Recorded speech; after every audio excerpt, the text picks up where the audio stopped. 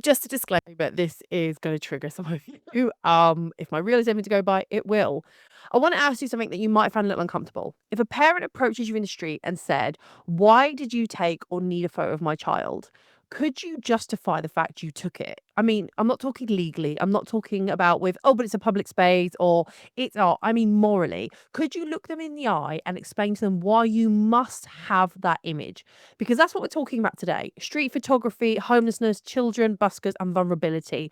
The thin line, and I'm going to say it, between documenting and your ego. And there's nothing wrong with having an ego, by the way. That's why we put our stuff online. I'm the same. I put stuff online. Okay. That's why I even have this thing. I want people to hear my voice. Okay. But this is going to divide people. And that's good because it should. And I want us to have this discussion. I need to put this into context, though, why I'm bringing this episode up. Recently, I shared a reel with my friend Steve. He's a street photographer that I often hang out with, and he was laying out his personal rules in this video. He doesn't photograph the homeless, he doesn't photograph children, and he avoids people clearly in distress. And if he photographs buskers, he will tip them. And I don't necessarily disagree with any of that. But the reel got really mixed reactions. Some people were really angry about it. Some people applauded the boundary. Some told me that he was sanitizing reality, and some accused it of virtual singing, and someone called it a word that I don't ever think read. The word that is really passe, nuance. And I was like, no. What I do think though is it spiraled into a bigger conversation. Is photographing vulnerable people documentary tradition, or is it just low hanging fruit because you saw the greats do it and now you need it in your portfolio? Is giving a busker a print instead of money generous or completely tone deaf to their situation? And here's one that really stuck with me. Are you really raising awareness if all you're doing is letting that image live in your portfolio? Who exactly is it making anyone aware of? Is it just other photographers are going to be made aware of it? Because I want to unpack this properly, okay? Now, there is a legal side because we have to talk about this. In the UK, you can photograph people in public spaces. There's no expectation of privacy in public spaces. You do not legally need to consent to take or publish photos of people in public, with some caveats around commercial use, harassment, safeguarding issues. Okay. So, yes, legally, you probably can. But here's the thing I think people need to hear: legally doesn't always equal ethically. And I know we all have a line individually in the sand where it is. You can legally say a lot of things. You can legally behave in certain ways. That doesn't automatically make them right. Okay. And I know that's a hot debate at the minute because some people have been jailed for stuff they said online, and the outcome, the racism. Yeah. But when it comes to children, yes, you can photograph them in public, but emotionally, socially, contextually, it can get a little bit murky. And the reason I'm saying this, because I don't have children, but my friends have children. And I spoke to them about it, and they said they understand why photographers would see a nice picture and they want to do it. But you got to remember, from a parent, you're there to protect your child from everything from online predators, AI scraping, fakes about them, image misuse, identity theft, digital permanence. The fact that some people don't have their kids on the internet and they don't want their kid on the internet. Okay. And I know if you go out in public, oh, yeah, but you're opening that. I know that. But it's really hard to navigate that world by not putting them online and still being able to go about your world if you don't go into public spaces. So when a parent says, I don't want my child on the internet, are you really prepared to respond, well, legally I'm allowed to, so I don't care? Because if you are, fine. But is that a hill you want to die on? And I bring this up I bring this situation up because I don't know if you remember, a little while it was on social media. I did a reel on it on my TikTok, Khandie photo if you're interested, about a mother who was she was in Scotland and she was at a Christmas fair, and this photographer took a picture and her child was in the picture, and she said, "Could you please delete that? I don't want my child on the internet." And the mom said, "Well, I can legally do this. There's nothing you can do about it." And the photographer got really upset about it. She said, "Well, I've chosen not to put my child on the internet. We're at a Christmas fair. And I want her to enjoy that. But I also don't like the fact you have taken away my rights as a parent, essentially, to circumnavigate what I think, because I'm the guardian of this child, that you can do it." Now, I know you can tell me it's in a public place, it doesn't matter. There were people who were really angry because was that picture groundbreaking enough that the photographer had to keep it? Was it the career-defining photo? Probably, highly likely not. What she did by not doing it is perfectly legal, but people were outraged. And one of the people who were massive were parents, because they have a duty to protect their child, and they felt they were. And I know you're going to say, yeah, but there's a legal element here. I think it becomes quite murky, especially when you don't understand the reasons why parents might not want their child on the internet. But also, like, is it really that big a deal to just not have the photo or have the photo? Like, I was like, so this woman, this mother, decided she was going to petition to her MP that she wanted the legislation to be tightened up and maybe re-looked at. That why can't parents say to photographers, I don't want you to use this child on my child's picture anywhere. And I will say, I still think there's a commercial element to this, because if you are on social media and you have an account and you put the picture up, I know you're not directly earning money, but are you not boosting your profile so your business gets more traction? You can sell prints. Yeah. I think there is, I mean, it's very loose. I did speak to a friend who is in the legal field. She said, you could technically argue that. You could technically argue that point. There are also, she reminded me, there are many reasons why children don't get photographed because of custody issues, religious issues, um, children in foster care can't necessarily be photographed, but in certain situations. But also just the fact that, while you can legally do you think morally it's okay? Can you justify, yes, I need that picture of your child to be here living on my hard drive? I mean, I also want to preface, can I just say, because I know this is another narrative, not every photographer has sinister intentions with these pictures. I think that's something else we need to talk about. They do not have sinister intentions with your photos. I would like to think for the large part they don't, but we do know these people do exist. So I need to also balance this with this one, all right? But photography can also document hardship. Dorothea Lang, Don McGullen, and Sebastiano, I can never say his surname, Salgado. Yeah, he's incredible, by the way. Some of the most powerful images in history have shown poverty, war, hunger, injustice. And these pictures and imagery have moved policy, raised awareness, and shifted public opinion. And some will argue if we don't photograph homelessness, we pretend it doesn't exist. And I believe that's a fair argument. Sanitizing reality is incredibly dangerous. I did a whole episode on protest photography. I am massively against sanitizing reality. But there is a difference. The photographers I mentioned before work in journalistic context. They were embedded in the communities. They were commissioned. They were published in newspapers, contributing to social discourse and often aligning with activism or reporting. And I'm going to say, and I'm included in this, most Instagrammy street photographers are not in that realm. Okay. That's nothing to shame them, but they're not. But there is a distinction between why those people photograph them. I'm not saying you can't, but to say that you're raising awareness, are you, if it's just living on your Instagram? Because we know homelessness exists. Are you raising awareness, or are you constantly photographing the homeless and raising awareness and contributing in some way to get them some help, or are you documenting them for your own ego? I mean, we need to have this discussion, because one photographer who reached out to me says, I photograph them because it gets me clicks on my page. And I thought, I love the brutal honesty of that. I appreciate the fact that they wanted to share that with me. But also, let's be honest, this person said, I actively went out to photograph homeless people. The needier, the better, because it gets me more clicks and more views on my page. That is for his ego. That's the only reason he's photographing them. He didn't, I said, so would you work with him? No, no, no. It just gets me views on my work. And I was like, oh, okay. Now, I know that he's probably few and far between, but those are the people that we're going to put up examples and say, well, this does actually happen. And I think they are few and far between. But I remember going on a street photography workshop with a very well-known street photographer who told us that we are not to photograph the homeless because it's incredibly low-hanging fruit and is quite distasteful now because everyone's doing it and it's just a bit samey. And I do agree there is an element of that. I also think there's some great people who photograph on Skid Row in America, and they engage with them and they do a lot of charity work with them. And for me, it's about where you plan that image to be. Because if it is just going to sit in your portfolio, I don't necessarily think you can justifiably say, well, I'm raising awareness in the most minuscule way, perhaps, but you aren't embedded in the community. Like I said, you're not commissioned. It's not being published anywhere other than on your own stuff with your own name attached, contributing to anything. And it's just, yeah, I'm just doing it. And I have to. Obviously, as a podcast host, I want to offer as much balance as possible. There were people who said, no, I will continue to photograph them because I think it's an interesting subject and for me, I'm showing reality. Okay. But like I said, who are you showing that reality to? Just yourself and the few followers? Or are you trying to push to say, hey, this is still happening?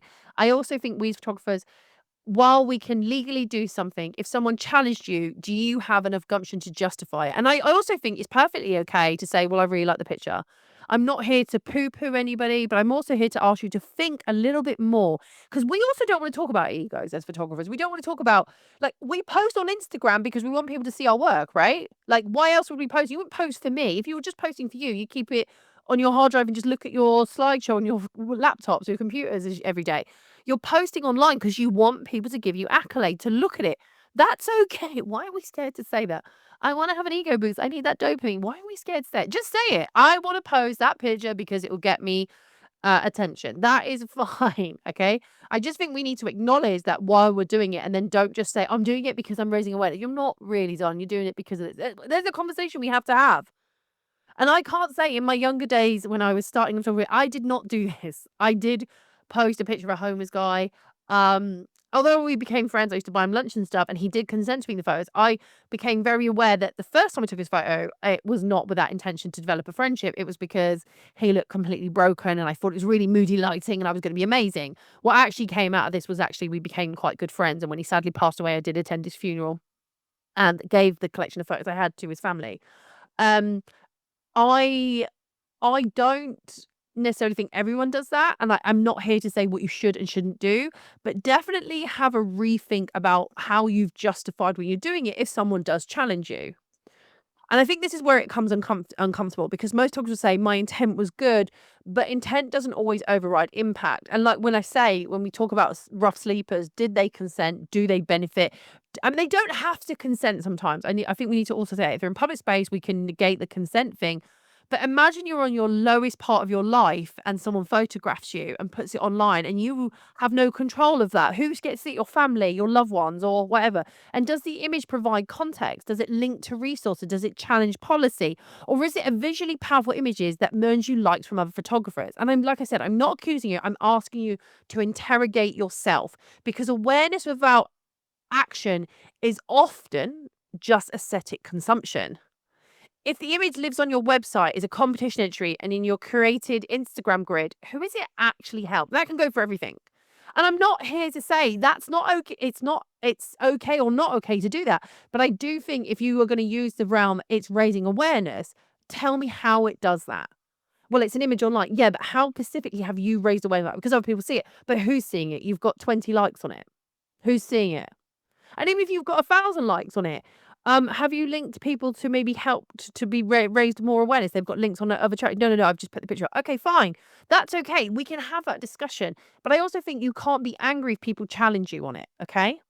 There is also, like I mentioned when I went on that walk, they said it was low hanging fruit. A lot of critics argue photographing vulnerable people is easy emotional impact. And I want to say, let's think about it. A smartly dressed commuter walking down the street is visually interesting for the most part. A homeless person sleeping in a doorway, the rain coming down is instantly emotional, right?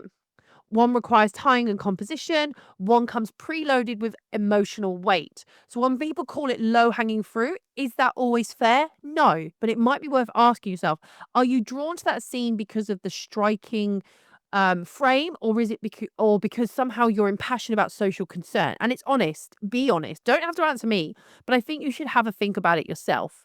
The other one that I in the reel that I did, and then in the subsequent YouTube video, so go find that on Khandie Photography, was this one I spoke about with Steve about the busker. Now, at the time when Steve talked to me about it, I hadn't got a clue what he was on about. And I do tell you later on in the video that people sent me this video and I looked at this video and it was weird. There was a busker who's performing for money in a public space, and the photographer, as it did, took his image and instead of and used like filmed himself taking the image and put it on his Instagram and got content. And obviously that goes towards creator fund. If they're not in it, it does help push them towards it. So they can eventually earn money, get some credibility, all that. But instead of tipping this person, which is normally what you do when you enjoy a busker, is expected, if you like, they gave them a print. Now, on paper, that sounds incredibly romantic, I will say, art for art. But I want to be very honest. The print doesn't pay their bills, it doesn't buy them dinner, and it reveals something interesting about how photographers value their own work because we assume our art is currency, and sometimes it is. But if someone is literally performing for survival and we benefit from that creatively, is tipping not something you would want to do as a bare minimum? Because for me, I would almost suggest that it was playing into power dynamics. You've extracted something, but what are you giving back? Because everything's weighted on you. That person is in a public space because that's where busking happens, in public spaces. And yes, they were open to be photographed. So you could have photographed them and you could have carried on your day. But what you did was hand them a piece of paper and say, that's more valuable than any money you're going to get. What does that say? I'm not here to shame that photographer. I'm asking for a discussion on this. What are you giving back to them other than that paper? they've performed, you've enjoyed it enough that you've stayed and you photographed them because they were interesting enough. So you have it in your way. But what you've done is, rather than give them monetary value of something, you've given them a piece of paper with a photo that you felt was great of them, that you decided to give them, and that's fine. What would you have done if they'd thrown that away? Would you be annoyed, or would you not have cared? The thing is, this then went on to a reel, and it's not, I'm not showing this one photographer, as it turned out, is in my area. So I'm not showing it, but it's happened quite a lot. And there were people hotly debating this. And I understand that it is your choice whether you tip somebody.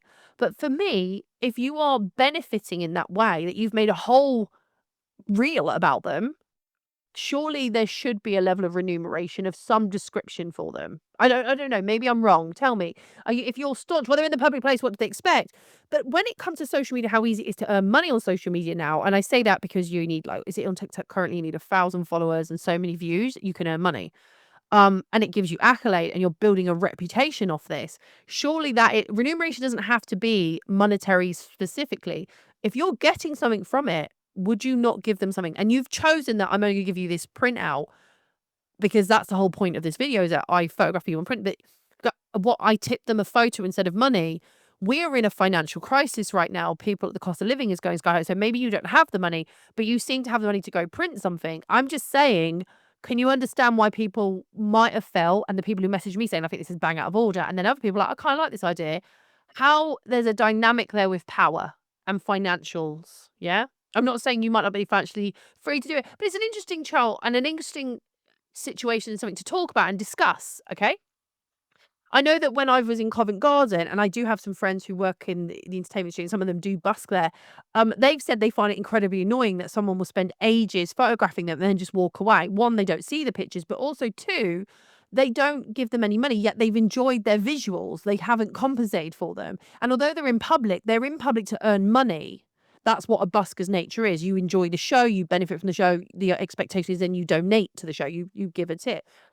So to just not do it, and they said, like, had I actually spoke to one about it, I said, have you seen this reel? And they were like, I think that's really disgusting to do that. And that's their opinion. They're a busker. They're on the other end. That's a unique perspective. As a photographer, I find it really sweet that someone gave the photo, but I think it was the wording. I tipped them a photo. Huh, ah, there is a power play there, in my opinion. But let's go on to the most emotive area, children. Children in public spaces are completely legally allowed to be photographed, but I think ethically and morally it gets very complicated. If a parent challenges you, why do you need my child's photo? What is your answer? And some of the people said, I can photograph children, it's street photography, it's art, they're part of the scene, I don't need permission. And that they are perfectly legal reasons. They are justifiable to a degree. But the deeper question would be, from my friends, your parents, they were like, why do you need a picture? Why do you need it? If your project is incomplete without that child, is that a thing? Does the child need to be in the photo? Could you not retake it without the child in the photo? Is the child offering I mean, these are things please understand, these are from the comments I was getting. So I'm trying to create an episode based on that and listening to you guys and how you spoke to me. Is it a massive issue? Is society irrevocably, that's not even the word, harmed because you delete it? Does the world end because you delete it? Or is your ego bruised because someone questioned your right? I will say parents are protected for a reason. We know this, right? I'm not here to say you shouldn't take the picture. I just think be prepared to be challenged. And yes, you can say it's art and walk away. But given how more parents are taking to being online and airing their problems, and I've seen photographers lose careers over this, whether they've acted legally, and most of them have acted legally, but people don't want to know about it. I've seen people lose their careers over this. So I'm going to say this with caution, okay? We live in a digital age where images can be scraped, faces can be mapped, and context stripped.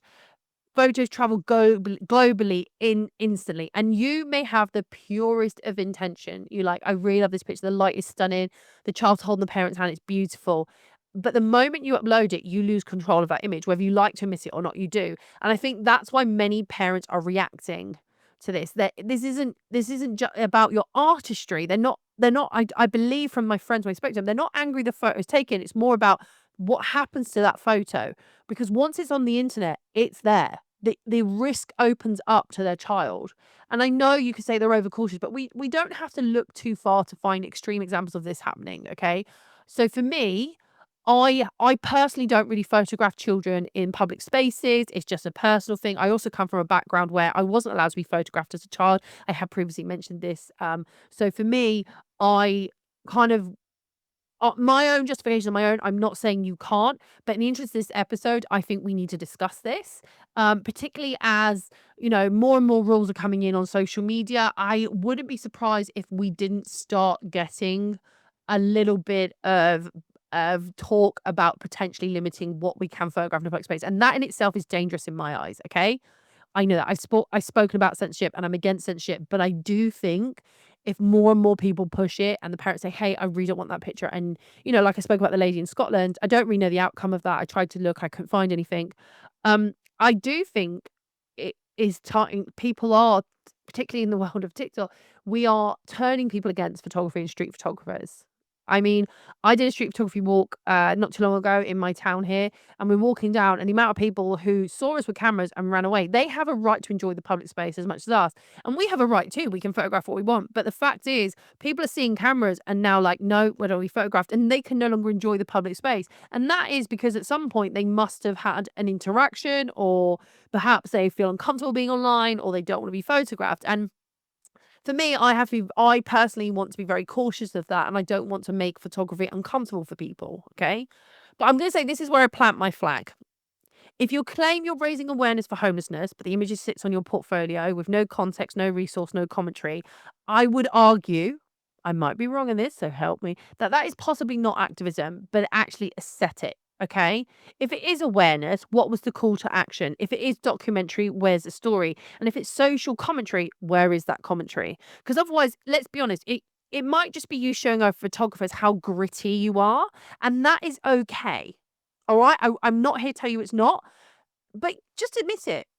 Because a lot of people, I mean, I was asked to judge a portrait competition ages and ages ago, and they'd gone to London, and pretty much all of them were homeless people. And I was like, so that's all you found interesting in London was homeless people? Yeah, yeah, yeah. I was like, oh, okay. So they actually were telling me how they went out to look for homeless people. And I didn't get it. I didn't get it. But they were like, look how cool. And they were so excited. And I understand why they're excited, because it is, you see the greats do it and you see the stories of it, Dorothy Lang's picture of the Depression era and all of that. Like, I've referred back to those other photographers, and you get it. I get the need to want to do it, and I get the excitement you get from it. But for me as a viewer, I was like, also don't know how to judge that now, because it's all the same, and it's portraiture of the same subject matter. I'm not seeing, do you know what I mean? Like, I don't know. I think it's okay to admit that you took it because it's gritty, but don't dress it up, in my opinion, with moral superiority. Just admit you took it because you liked the picture, and you're like, yeah, yeah, I'm not raising awareness, but I really like the picture, and just expect that, because not everyone's going to agree with you, like lots of things. That's okay, but I do think you need to be able to justify if someone does challenge you, and not be upset when someone challenges you, because it is a topic of discussion. I got private messages, even though it was Steve talking about what his boundaries were. I got messages abusing me over what Steve had said. And I'm feisty, so I don't mind. But there were people who were really gunning for me, like saying things like, "Oh, this is," and use the R word. Yeah, and I was like, "We're just talking about photography, and art is meant to be debated." I am not the world's greatest street photographer, and Steve will probably say himself he's not the great, but we each as individuals, as artists, as people, have boundaries we don't want to cross. And all we were doing was sharing Steve's and some of mine actually. And I love Steve. I think he's always stood in that. He's always been a guy who stood like that. So for me personally, I don't think it's wrong to say that, because so many photographers also don't have very similar boundaries to Steve, and there are some who don't, and that's okay. You can coexist together. No one is saying you're right or wrong, but I think everybody, don't dress it up like you're doing it if you're raising awareness, if you literally aren't and you're just claiming you are, because awareness comes with many caveats attached to it. Okay, because if you're just putting on your portfolio, it's okay to say, I put it on there because I like it and it gets me likes. Just admit that. That's fine. Doesn't make you less of a person. It just means that your moral compass is different to mine, and that's okay. We can coexist like that. Okay? But don't dress it up like you are superior in some way. Let's just be like, we can have that discussion. Okay? I don't think there's one universal rule. Steve's rules are his. Other photographers draw lines differently. But I think what we need to do is maybe have a little bit more of self-interrogation before we press that shutter, asking ourselves, who benefits? Would it be comfortable if it was me? Am I prepared to defend this calmly to the subject? What legality justifies this? And what happens when this hits the internet? Because I think if you can answer those honestly and still feel solid, that's cool. That's your boundary. But if your defense is purely I'm allowed, I think for some people out there, that's not enough. Because allowed is fine. Legally, you're allowed. But in the world of art, people will debate it and they will talk about exploitativeness and they will talk about grandstanding. And I also some people say that's beautiful and you can do that. But there's always going to be people on the other side who'll have a different opinion. And I think this is a very interesting topic for me to discuss because I'm normally quite opinionated on things. And here I can see very clearly both sides of the fence. Me personally, I'm pretty much aligned with Steve on that thing. One, I grew up in a situation, like I said, where you couldn't photograph me as a child, so I'm acutely aware of not photographing children. Also, I don't really go out of my way to photograph children. Like, that sounds really bad, isn't it? Because we've been told that photographing children is really bad, and not everybody's really bad. Like, we need to acknowledge that. And I do think photographers are sometimes being tarred with awful brushes. But equally, if a parent is sole responsibility, one of them is to nurture and care for that child. If they air concerns, I think we should listen to them. I think we should. And we should appreciate that they're not hating perhaps the artistry of or the fact that you took the photo. It's what happens to that photo and why you took that photo. Parents are being cautious. And I don't think that's wrong. I also don't mind if you said, look, I took it and walk away. Yeah, walk away. But when you then post it online and maybe that parent finds you and they've already told you, hey, I told you not to take that picture. Imagine what might happen in your comments if people then got alerted to that. I'm not saying that I shouldn't stop you posting it, but I think now in the day and age of internet, social media, we have seen people's careers plummet, but also be elevated. Please understand, I'm not here to scare. I just think you need to be able to understand why people might object and why people might be for it. Street photography is incredibly powerful. It can document cultures, expose injustice, and it can preserve reality. I think, as they say, with great power comes great responsibility.